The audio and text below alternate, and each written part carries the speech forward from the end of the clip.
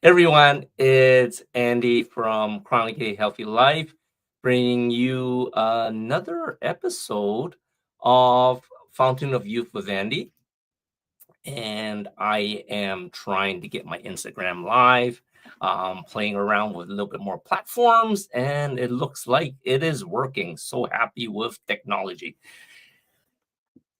Today, I want to talk about a pretty sensitive topic, especially for all the guys out there that's brought up in a strong household. This includes women too. Um, but basically, there are a lot of people that are brought up very old school. I always joke about things that was the norm for us Gen Xers and baby boomers growing up, and we're late coming home. You know what you're gonna be getting. You don't want to be getting late coming home from your dad and stuff like that.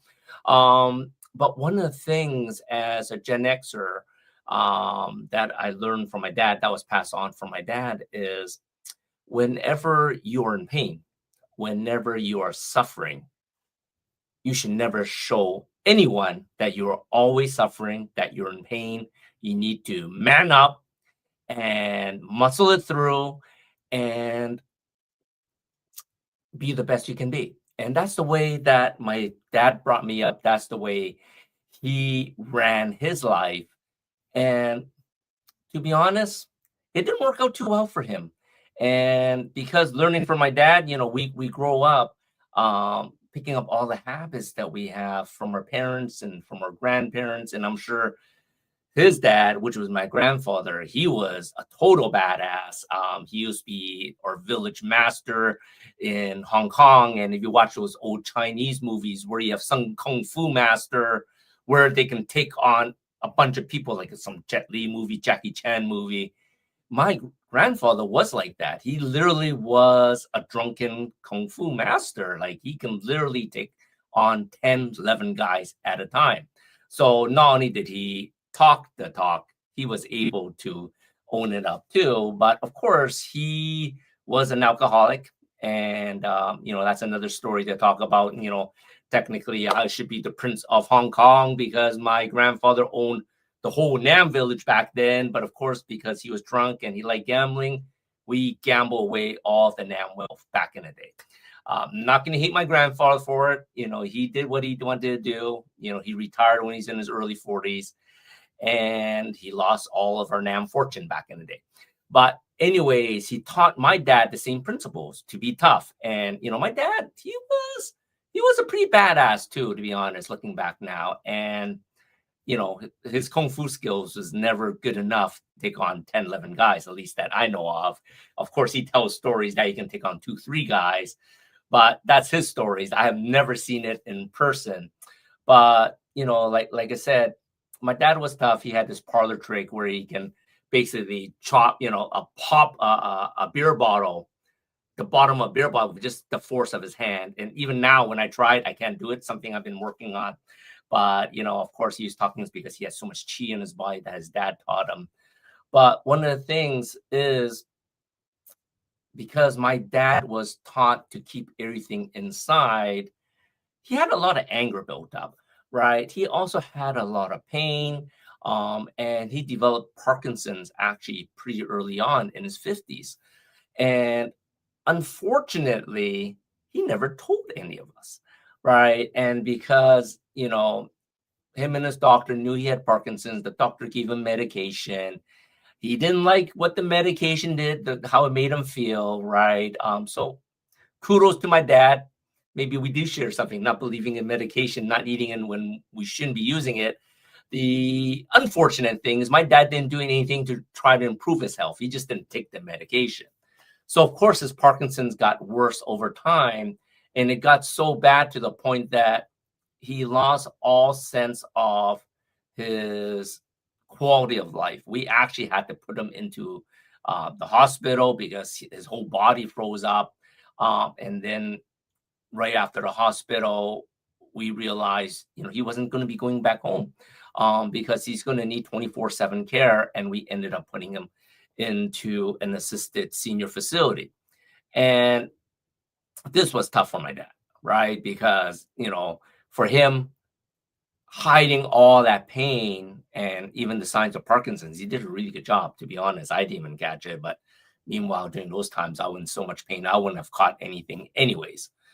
But when, you know, our brothers, my siblings, me and my two older brothers decided we need to put my dad into a senior assisted facility, he wasn't happy, right? It was probably one of my hardest decisions to make because as a baby in the family, my dad always listened to me, whatever I told him to try to do. And it broke my heart because I had to lie to my dad and say, hey, it's only temporary, right? Just go in there, get your health back, and then we'll get you out of the hospital, right? This is, of course, in Vancouver. And I don't even want to talk about the whole Vancouver medical system. It is totally jacked now, no matter what you guys believe in Canada. But it was a little bit better back then. This is like 20 years ago, actually more than 20 years ago now. And what ended up being temporary for what my dad thought, like when he first went there, he ate, he did all the exercises because he thought he was going to get back out. Unfortunately, his Parkinson's got worse. They dose him up with more medication, which actually even dumbed him down even more. And all of a sudden, you can see his health decline. And at this point, he started at 150 pounds when he went into the hospital, went in the hospital at 150 pounds. He left the hospital 145, 140. He lost some weight in the hospital over the 2 weeks before we were able to get him into a senior assisted facility. But at 140, within 60 days, when he realized he was not coming back out of that senior facility, he just stopped eating. He went from 140 down to 90 pounds. Like, it was almost heartbreaking to watch. And in his mind, he says, I am going to starve myself, right? Because it's my choice what I do with my body. Since you guys aren't taking me out, I'm going to take myself out. You guys have no say in it whatsoever. And in today's topic, the topic for the Fountain of Youth, of course, we're always talking about living better, living longer. But in his case, living longer actually sort of sucked for my dad. But my topic today is, who are you living for? Right? So many of us think we are living for ourselves. And to a certain point, that is true, right? Because I always tell everyone we are in charge of our own health. Everything that we do for our health is our decisions, right? But it's a different thing is, why do you choose to move on, right? Because my dad decided, well, I am just going to do everything against what the doctors and nurses say in the facility. And I'm just going to make my whole family suffer, right, for putting me in there. And it was horrible because we all thought my dad was going to pass away in 2-3 years after he got in there, because like I said, he became a skeleton of himself. But he lived for 12 years in that state, almost 13 years, suffering from Parkinson's. And it took a rough toll on the family, right? And it was near the final 2-3 years when he finally realized what he was doing to the family, right? Because my mom and my dad, if you know my family, they never get along. Like, I've never seen my parents get along. But in those 12 years, my mom went to see my dad every single day. He cooked for him. He chatted with him every day, because my dad didn't eat anyone else cooking next to my mom. So he wasn't eating the food in the facility. And he looked forward to seeing my mom every day. And it was heartbreaking seeing them find love again in the final 12 years of their life, right? And it was beautiful and heartbreaking at the same time. And it is really solidified some of the things why I do what I do today, right? But watching my dad suffer over these 12 years, to the point that eventually, when he passed away, he affected all our lives. He did not affect his own life. What he thought originally to just affect his own life, he basically affected not only his wife's lives, his children's lives, his grandchildren, and his great grandchildren. Basically, so many lives were affected from his one decision, thinking, I am going to hide my health conditions. No one's in charge of my health. No one's going to tell me what to do, right? What my life is my own, and to hell with everyone else. Well, like I said, it didn't work out too well for him, but it really did not work well for the rest of us. It really decimated a lot of our connections, our relationships with each other, because all the siblings, I am the youngest of 10. All the siblings were saying, well, it's your responsibility to watch over dad. Your responsibility to watch over dad. And of course, my parents were in Vancouver. During that time, I was already in California. And of course, I was suffering from my own chronic conditions, which I was still hiding from my family. So they didn't know I was in a lot of pain flying up to Vancouver to see my dad, right?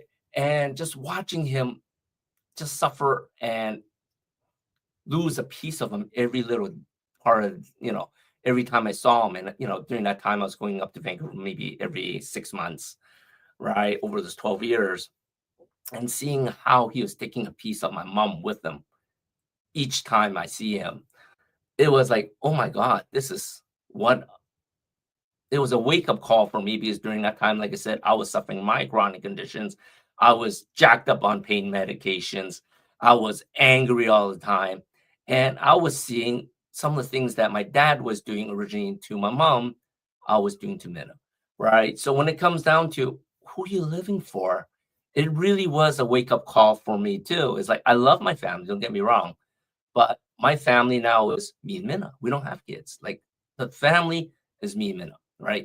I love my parents, but who you going to be spending the rest of your lives with? Not your parents. At least I hope not. And for all the young ones out there, get your shit together, because you shouldn't be living at home with your parents or grandparents for the rest of your life. You need to get the hell out of the house and see how the real world is, right? And that's what me and Minna were. We were, we're we called ourselves the foolish couple, and like I said, there's a lot of reasoning behind that. Of course, we're born both on April Fool's Day, but more so, a lot of stuff that we do are seen as foolish for a lot of people, right? Like me and Minna, we met in high school, and it was supposed to be a fling, at least in her mind. I knew it wasn't her mind. In my mind, I knew she was the one.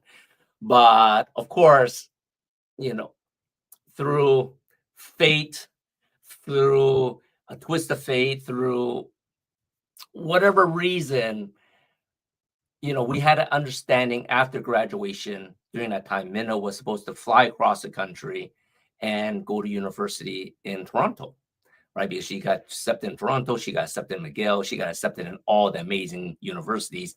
I was accepted in UBC, which is technically probably the best during the time for British Columbia. I don't know what it is now anymore.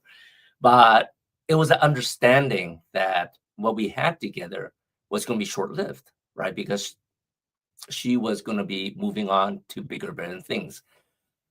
And of course, I get in an accident a few weeks before graduation, and it was heading over to her house. So, to this day, I'm not sure as I guilt tripped her to stay in Vancouver to take care of me or whatever it may be. But early on, she already made a choice that she chose me over her, her education, and potentially what was going to unleash over that education, right? So, and of course, both of us, we call ourselves the foolish couple. So we both went to UBC. Second year, I thought what they're teaching me is total crap. So of course, I drop out. The whole math and English just didn't jive with me. It wasn't really teaching me what I thought was important to make money, to make a living. So I started my own business at 21. And from there, we had multiple businesses. It's not about talking about businesses, but, really I'm sharing the vision of, during that time, Minna was living her life with me. She was living for me. She was doing all these things for me, even though she came from a fairly well-off family. She was supporting my dreams and goals. But, as the years got worse after my accident in those 10, 15, 20 years, as I got more and more pain, I started noticing I had to, a lot of things I wasn't able to start doing. I couldn't do house chores. I couldn't do a lot of things that I should be doing. And Minna just, took up the slack. And when it was by the time I hit 40 and I realized that things were getting worse, and I started asking all my doctors and specialists and stuff like that, well, how is it going to get better? Like this time when my dad was probably already in the hospital for 8 years. I was just 12 before he passed away. So I was starting to get a little scared too, seeing what's happening to my dad, how it was affecting our family. My mom, I was doing the same thing to Minna, right? And it got to the point that they said, "Well, Andy, you're doing pretty good. It can only get worse." And that's when I had my flip. When I decided, look, I tried to listen to modern medicine. I tried to do everything myself for 20 years, and it just wasn't working. What if I start living my life for my loved one? Because I was looking at Minna, I could not imagine what life is going to be in the next 5, 10, 15, 20 years. We're only 40, God forsake.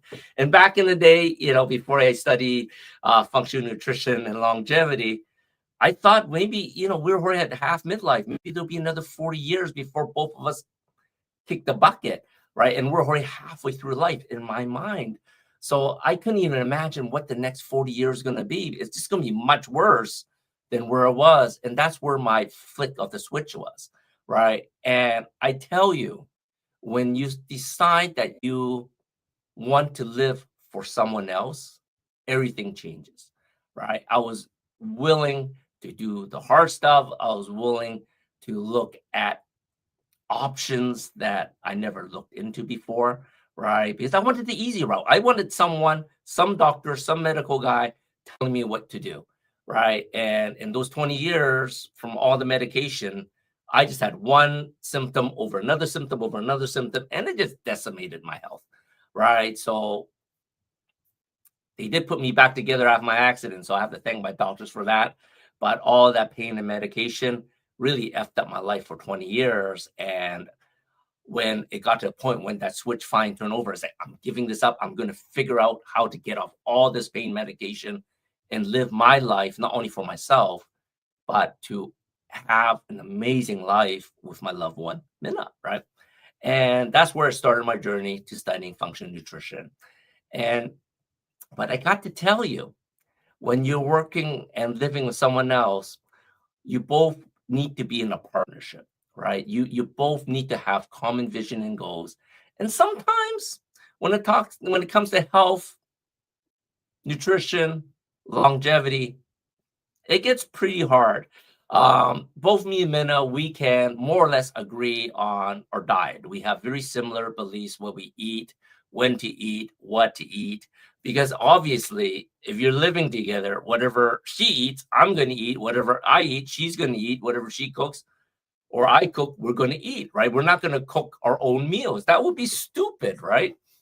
So it's very important to figure out a plan that's going to work together, and a plan that you both believe, not just because you read it work somewhere where someone's doing it and the other one's going along and hating it, right? Because it's really funny, because I remember my in-laws. I love my in-laws so much, and my father-in-law, Minna's dad and mom, my father-in-law, he loved curry, right? And it's really funny because he loved my mother-in-law so much. They went everywhere together, right? They're really inspiration. Why love and relationship, it is such a foundation for what me and Minna do and share on the Chronically Healthy Life, and why we call ourselves the foolish couple. A lot of the principles are based on what I've seen in their love relationship, right? That's something I really aspire to. They really inspired me to have this love for ever time almost.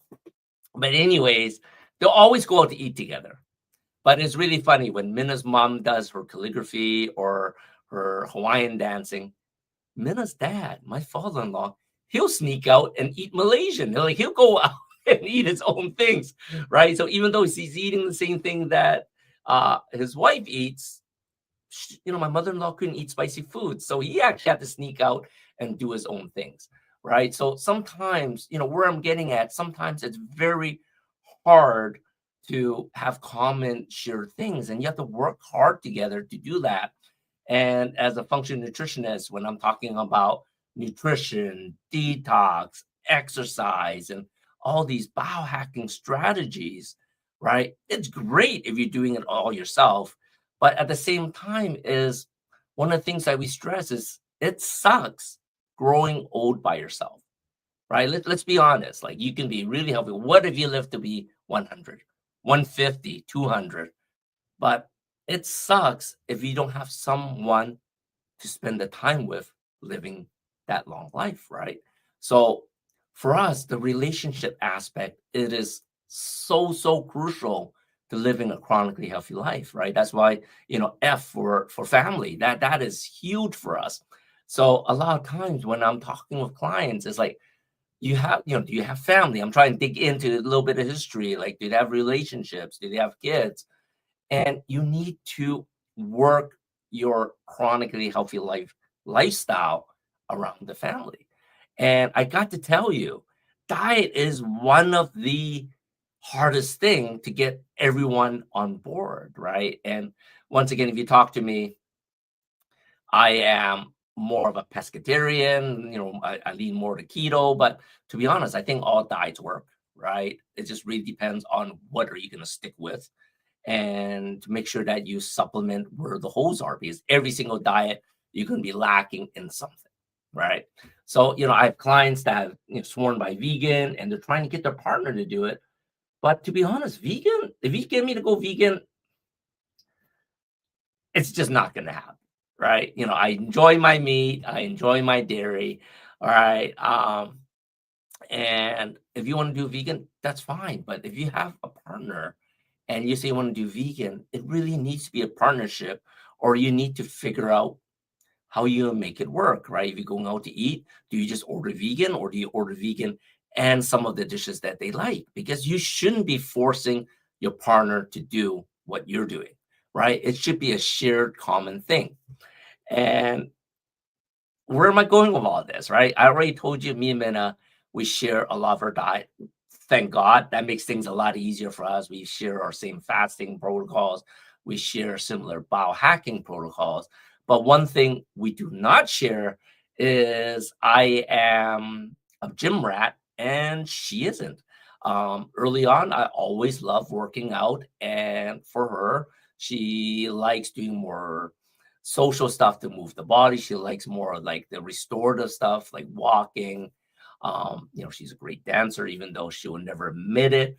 I'm a shitty dancer, so she decides we're not going to go dancing because once again, she's supporting our common vision. So one of the things that you need to do when you're working together for longevity is try to find something common that's going to help and extend your health and improve your markers, improve your longevity. And one of the things that I have found that works for me, Minna, and this will work for anybody because it's so easy, is the lifestyle patches. They are lifestyle patches, the LifeWave patches, specifically the X39. I've been introduced to this 2.5 years ago, and we've been seeing so many amazing results with what this does is just stimulate your body's light energy and heat energy to elevate your body's own GHKCU, which has been proven to improve wellness and regenerative properties throughout the body. But the beauty of this is it is so easy because when I'm talking to people, you need to exercise, you need to eat this, you need to get up and do this. They just say, I can't remember all, or I can only do one or two things, or I can't remember to do this, I can't remember to do that. It's too hard, Andy. Well, this is so freakishly easy. Anyone can do this, right? If you take a look at it, all is this little patch here. You basically peel it back like that, right? And then every morning, you'll be just putting it behind your neck, right? Like that, just right behind your neck. if you can see there, and you'd be wearing it for 12 hours a day. So this is one of the things that both me and Minna share together to elevate our health and longevity. Because like I said, the GHKCU, there are many ways that you can supplement it through IV, through supplements, through eye drops, through oral drops. There's just so many different ways to do it, but this is the best. Basically, there's nothing going in your body. You're just using your own body's light and energy. It is so genius that Lifeways David Schmidt have come up that our body are power sources to help our bodies regenerate to a younger state, right? So for all those out there that's finding it difficult and want to live a freakishly long time like me, Minna, together forever, just like a fairy tale, right? Because now studies are showing living to 100, it really shouldn't be that hard. And 150, maybe even closer to 200 is possible. But you need to do the protocols to do the work. And exercising is important, eating is important, of course, right? And all these biohacks that I share with you every day, like the cold plunges that I started this morning to show you, it all helps, but you need to do something that is easy to do and that you are both doing together. And it doesn't get any easier than using the LifeWave X39 patches every day. I am so blessed. This was shared to me 2.5 years ago, and I really, really encourage people out there to give it a shot, right? To give your body the ability to get back to a younger state. Stop blaming that all your joint pains and all these conditions, brain fog and insulin sensitive, your insulin sensitivity is bad. It's has nothing to do with age. It really has to do with why your body's breaking down because of lacking the number of stem cells, declining stem cells. It's not age, it's a declining stem cells thing.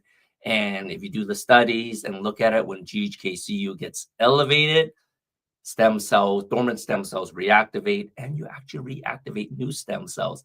And it's so exciting. The more stem cells you are, the younger you are. You don't have to go by the age on your driver's license anymore. You basically go by the age that you feel. Like, me and Minna, we're always joking around, you act a little younger.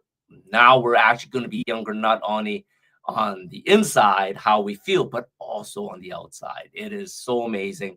So for all of you out there, like I said, the question you should really ask today is, if your health is not where it should be, right? This is a pretty serious question. Ask yourself, are you not caring, right? Are you accepting that you are where you are because it was someone else's fault, the shitty foods that you're eating, or the shitty advice that you've been getting from your parents, your doctors, whatever it may be? Because I've been there. I trust you. I've been down that journey, right? And sometimes willpower, like your own willpower, is not enough to make you do the changes necessary to change your life, right? Start asking not only your life, but whose life are you affecting when your health is not good, right? Because a lot of people, well, if my health's not bad, that's my problem. No, it's everybody's problem, because someone's going to have to take care of you when you're going to be eventually in that wheelchair being pushed around. You're not going to push yourself around, right? So ask yourself, who are you living for, right? And if there's no one there right now, that's okay, because I really believe that we are put on this earth for a reason, and there is somebody for everyone. It may not be a lover, right? Maybe it's your parents, right? Maybe it's your friends, maybe it's your community, but we are put on this earth for a reason, and our lives matter, but not just for ourselves, but the people, that ripple effect that we ripple out of too, right? So who do we affect from our health, and who we inspire and uplift by being healthier, right? And of course, if you do have a loved one, find something that you can share and love together. Exercising is great, but not everyone likes to exercise together. Minna likes doing her yoga, her Pilates. Lucky I do that too, but I sort of like strength training and cardio.